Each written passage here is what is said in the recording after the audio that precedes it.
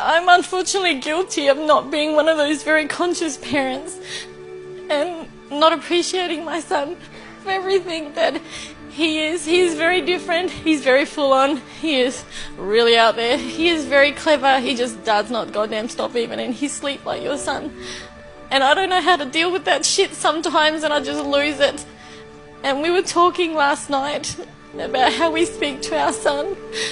And I know I'm not a bad mum. I know that I only did what I knew then. Yeah. How old's your son? He's 8. Beautiful. Do you know the best thing about this scenario right now? What? Do you know when a child's brain becomes fully developed? When they're about 10? No, 28. Oh, 20, oh thank God, I can fix it. Yeah, you can. But here's what we need to understand as parents.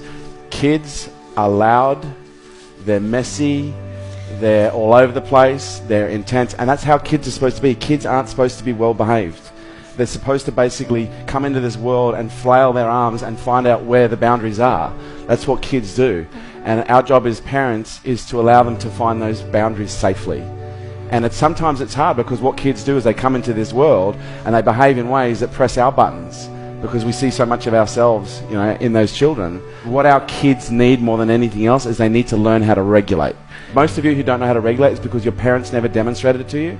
Because when a child is having a meltdown, what do most parents typically say? Stop it. Just stop it. For God's sake, stop it. Go to your room. I'm sick of hearing you carrying on. Whereas what a child needs in those moments is a nice, calm parent in the midst of a shitstorm is just to get down on one knee and grab them and bring them in and just hold them and say, it's going to be okay. Just breathe. Just breathe. A child can feel the quality of your presence. And if you're just being with a child, but you're not present with a child, they will literally behave in all sorts of abstract ways because all they want is to feel your presence. Because every time you get pissed off, they may not get the form of presence that they want, but they get the energy. They get the connection. It might be a fit of rage, it creates more pain, but there's a part of them that goes, finally, I'm connected. We need to understand when a child is upset, they just need to be shown how to regulate.